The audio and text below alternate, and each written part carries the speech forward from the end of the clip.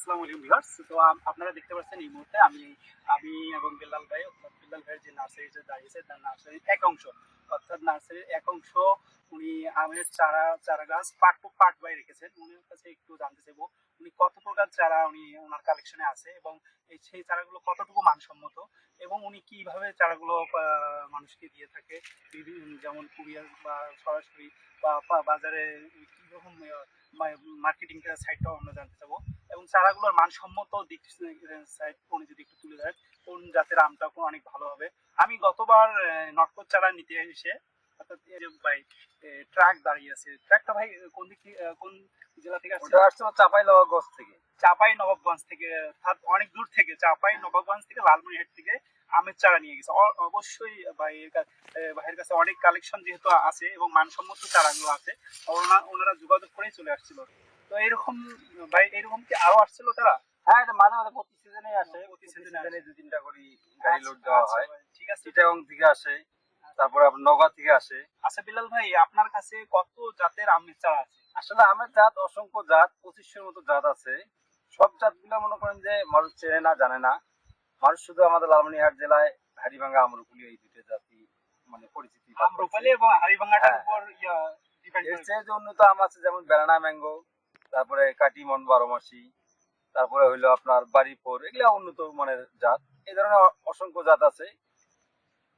কিরকম টেস্ট, সুস্বাদু আম। ওরা শুধু হাড়িভাঙ্গা এবং আম্রকুলি খেতে এটাই মান, গুণগত মান জানে এবং বুঝে।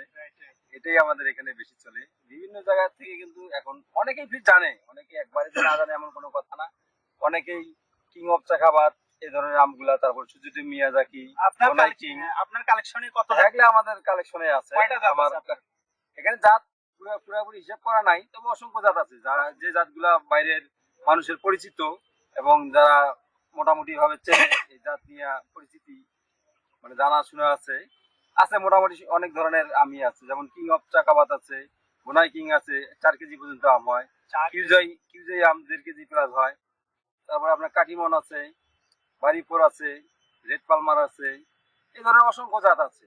যার যেটা লাগে আমাদের এই সাইফুল নার্সারিতে, লালমনিরহাট জেলার সাইফুল নার্সারি সদর হাসপাতালের উত্তর পাশে এই নার্সারিতে আসলেই সরাসরি এসে নিতে পারবে এবং আপনার সঙ্গে যদি ফোনে কথা বলে অর্থাৎ অনলাইনে বর্তমান মানুষ অনেক ব্যস্ততায় থাকে, মানুষের চাহিদার পাশাপাশি অনেক কিছু, মানুষের চাহিদা অনেক বেড়ে গেছে, মানুষ অনেক ব্যস্ততা থাকে, অর্থাৎ আপনি ফোনে কথা বলে ভাইয়ের সঙ্গে কথা বলে চারা নিতে পারবেন।